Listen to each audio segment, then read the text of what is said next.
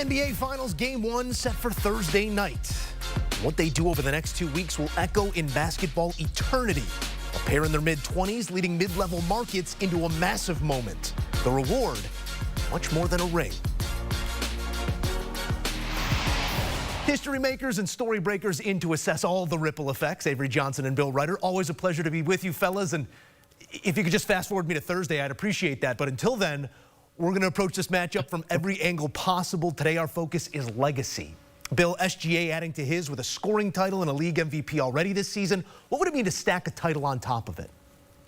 You don't want to talk about the Adam Silver legacy of having 15 days between the end of the conference finals and the start of the finals. Look, we say this every year, someone's on the cusp of potentially being the best player on a team that wins a championship, but this is an opportunity for SGA, if not to make it his league. I think the league's going to be a little bit different than the last years where it's one or two guys, but to be 1A of a 1B, C, D, because not only does he have this MVP to go with what would be this championship if he and his teammates can grab it, this, as coach knows, this is a Thunder team that Sam Presti, the GM, has done an amazing job of building for the future. They'll have to pay some of these guys, but they have so many impressive bench players who don't get the minutes they would on most teams, and so many draft picks and assets. Their ability to manage the cap in the years ahead means that if SGA and the Thunder get this done, this could be the first of many for Shai Gilgeous-Alexander and the beginning of his place, maybe not as the best player in the game consistently, but one of the best players on the absolute best team in the game for a very long time. Great points, Bill. I'm going to take a little bit of a different perspective. When you look at Shai Gilgeous-Alexander and all of the guys that are kind of his peers, you know, the Ja Morants of the world, the Luka Doncic, the Anthony Edwards of the world, Jalen Brunson, he has a chance to do something that none of those guys have done. Win an NBA championship and to tack on and add on to this MVP. So we don't know from year to year. There's so many variables. There's so many things that can be kryptonite to a team winning an NBA championship. So when you make it this far, you better take advantage of it because there's no guarantee that you're going to be back. And if he can separate himself from guys even like Zion Williamson, LaMelo Ball, all those guys who does not have a championship and really none in sight for some of those players based on their behaviors off the court. He has a chance to separate himself. Yeah, the torch is not passed in this league. It is taken, and this is an opportunity for a young star to take that torch and to move forward with it. Bill alluded to something there from the front office point of view. This is a decade-plus worth of work coming to fruition for Sam Presti. Avery, this is not the modern approach to team building that we see most execs taking. How would a title reflect upon the architect? Well, the architect, where did he gain his experience? With San Antonio. Even Clay Bennett, the majority owner, was a part of the Spurs minority ownership group. So this is Spurs 2.0. And Sam Presti is running it back again. He built his team through the draft with Durant and Westbrook and Harden.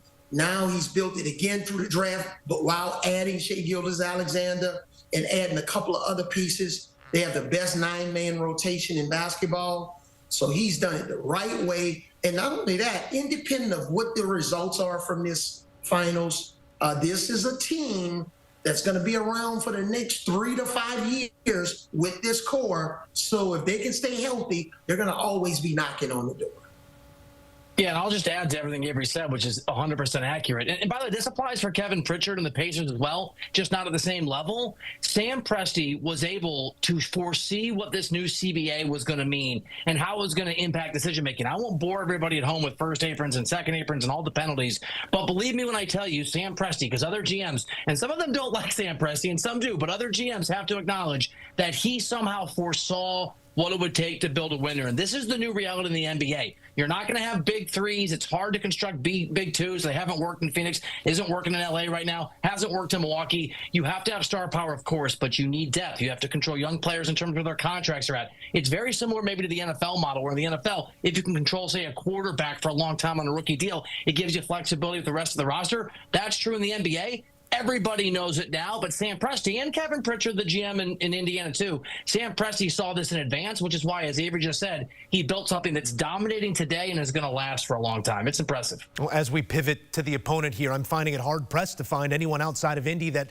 doesn't think that that's the eventual end scene we are headed towards, yet and still Tyrese Haliburton 4 wins away from his career-defining moment, guys. Traded at 21, a main character here at 25.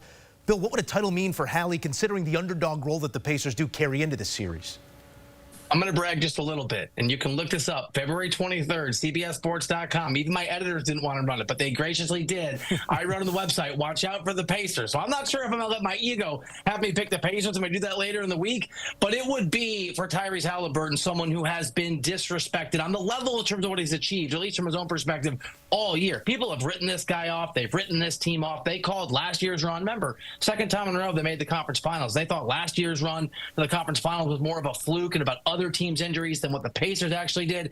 And Joe, this just solidifies him. I don't know if I want to have the superstar debate, but again, it's a different model, I think, for the NBA. And this is a guy, he can obviously score buckets. He's one of the most clutch players we've seen in this postseason, but he's a facilitate first player. He protects the basketball. And in some of these games where he is out there generating the offense, it just reminds you that in this NBA, if you have a team with a multitude of guys who can score, guys that can hit the deep ball from across the lineup or across the rotation, it makes a huge difference. But you need someone to be the catalyst to make that go. I think it solidifies Tyrese Haliburton, not as the face of the league, but as one of the faces of the way you can build a very unusual champion in 2025, maybe in a way that you couldn't even 2 or 3 years ago.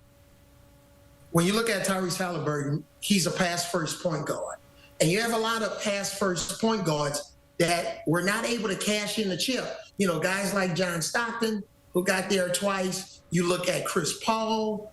This kid is incredible. So for him to do it as a pass-first point guard in this modern era, where it's primarily lead guards masquerading in the bodies of a point guard, it would be unbelievable. And what I love about Tyrese Haliburton is his ball security and how he limits his turnovers. Yet while he'll have 12 assists, he may not even have a turnover, or maybe 1 or 2 at best. That assist to turnover ratio is unbelievable, especially as fast as they play and as many possessions that they accumulate in the course of a game. So it would mean a lot for a pass first point guard, Tyrese Haliburton, to win an NBA championship. Coach, I want to go to the front of that bench because sitting there or standing usually is a guy who's dedicated his life to this league. Rick Carlisle's already a champion as a player and as a coach. Heck, won the Coach of the Year almost a quarter century ago.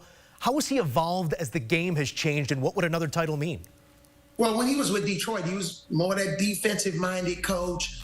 You know, with Dallas, a little bit more of a balanced coach, both ends of the floor. But with this team, he's basically all offense, and he knows exactly what he has. So he's an offensive tactician. He runs really good sets, and he's been able to, parlay, leaving Detroit and Dallas into this job with Indiana. Those are folks like me. I wish I would have had an opportunity, to continue coaching in the NBA when I was as hot as I was back in the mid-2000s and going to a team like in Indiana with great ownership.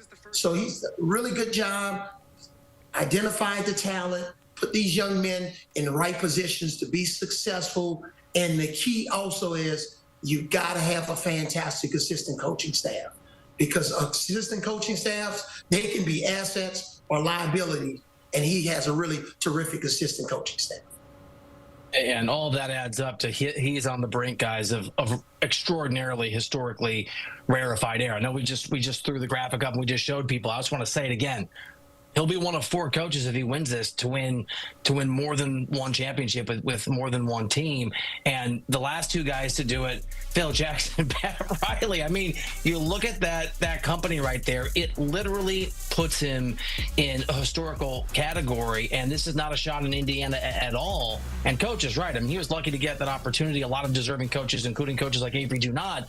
But it's not as if the Pacers are a juggernaut of an organization. They have great ownership, but wasn't a market that was easy to win in. There was a lot of pressure for this team to blow this thing up every year. I think we talked about, or I read about, heard about, should Miles Turner go to the Lakers or this team or that team? And so to be able to go in there, and again, the era helps and the CBA helps, and things we've discussed help to be able to win at a place like Indiana.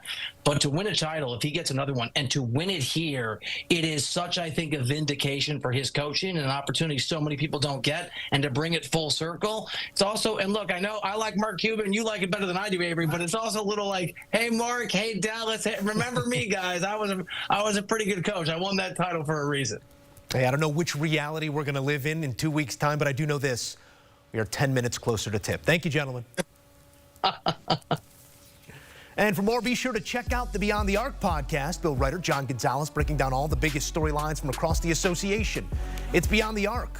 Download and follow today.